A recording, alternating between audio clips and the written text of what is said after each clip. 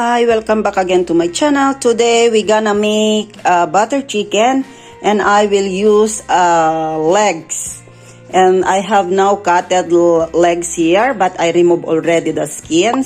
And the first thing I'm gonna do is I'm gonna marinate the chicken legs with granulated or grated garlic and ginger. So I need to mix chicken legs, and I have here also lemon juice, so just gonna put it, and of course I'm gonna put salt, so just like that. So I need to mix good till all the ingredients is combined well. And of course I will add also the paprika, sweet paprika, just like that. I'll just add later paprika if needed.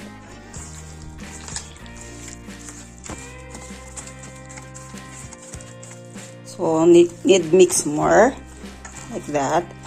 And then this one, we need to cover a plastic and let's wait until 20 minutes and then before we will fry. I have some additional ingredients of my butter chicken. I have, of course, a butter and a curry. I have there a curry, paprika, and of course a yogurt.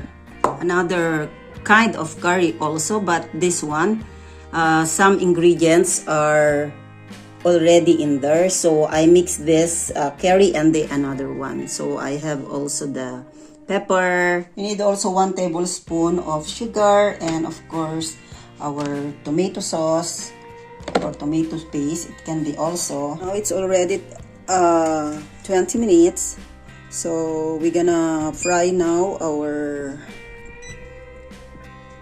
slightly fry our chicken. So open now the stove. Okay.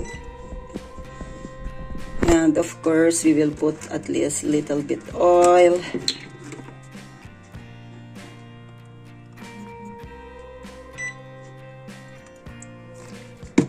Okay. So let's just wait till the oil is hot. So now we will start to fry our chicken, but only slightly, not much, at least a little bit brown, so like that.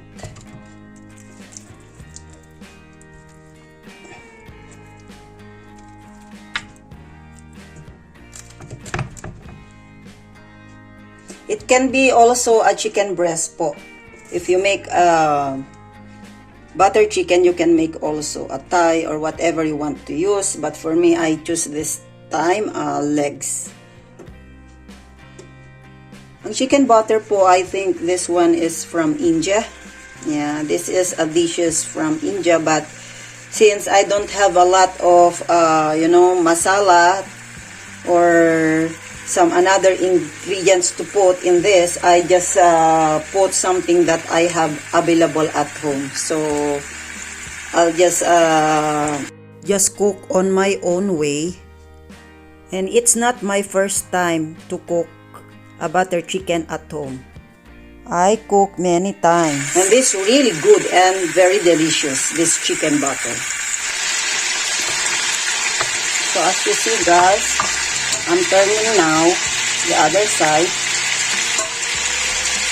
So let's wait until more little bit brown.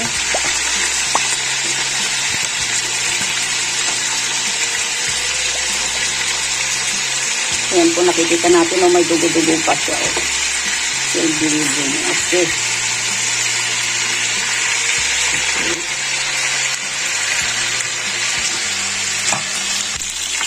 Very nice the smell now. Now I need, almost done. But it's okay. I like that color. It should be like that.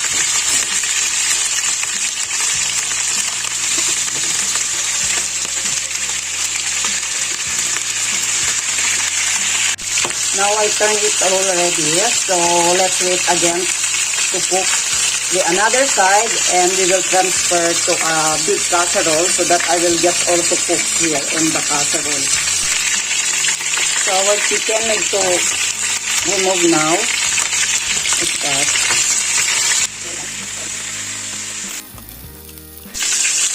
Since I need to fry more that one, now I will add the other chicken. Like that. So let's check if it's brown. Now again, let's turn. Let's make it more brown. So now chicken is now ready. So I will transfer it also now on my big casserole. Like that. So now let's add water.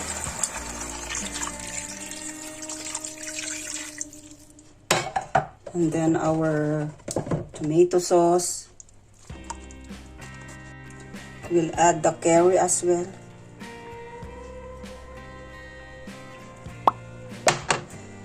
And the another curry that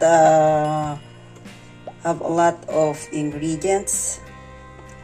There's a fennel seed here,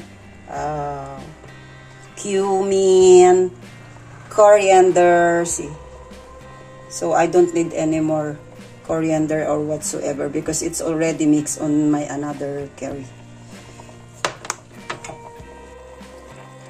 Yogurt. I put yogurt. So that's it. So let's wait until our chicken is tender. So maybe after 40 minutes. That's it. Yan. And lalagay ko na po, let's add also the 1 tablespoon of brown sugar. Yan lang po. So let's wait until the meat is tender. Let's add more chili powder. I use here a sweet chili powder.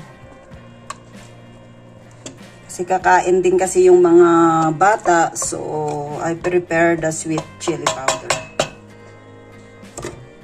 Now it's boiling, so we need to remove this thingy up.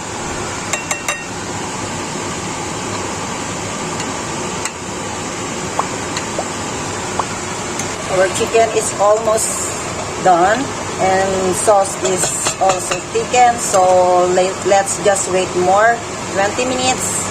So our sauce is already thickened and the chicken is already cooked. On the same pan, I'm gonna put a butter.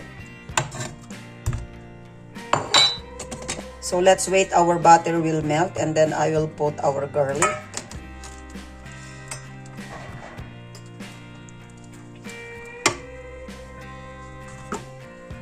Now it's ready to put our garlic. So let's wait till our garlic little bit brown.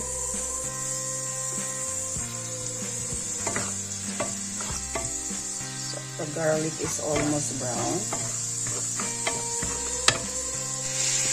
So our garlic is okay now. We will put our onion.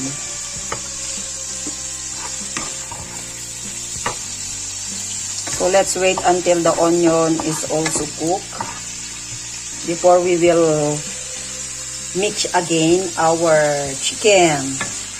Para po mas malasa, to make it our chicken butter more nice the taste. I like the aroma of the butter, the garlic, and the onion. Smell good. Now it's ready to put our chicken in there.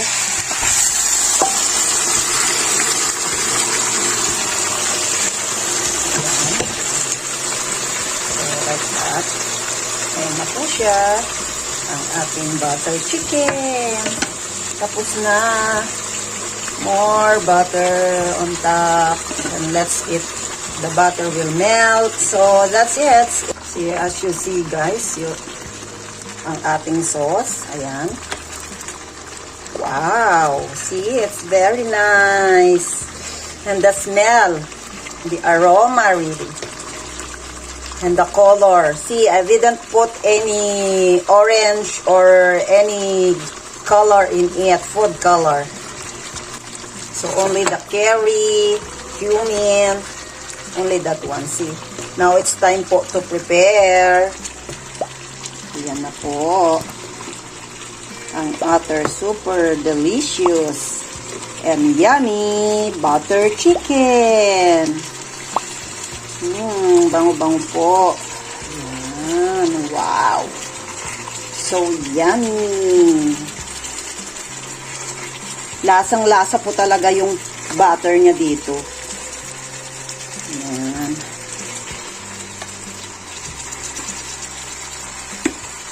So, ayan na po ang ating butter chicken. So, yummy. And delicious. Napakasarap po nito. Our chicken butter is done. See you again on next video. Bye-bye.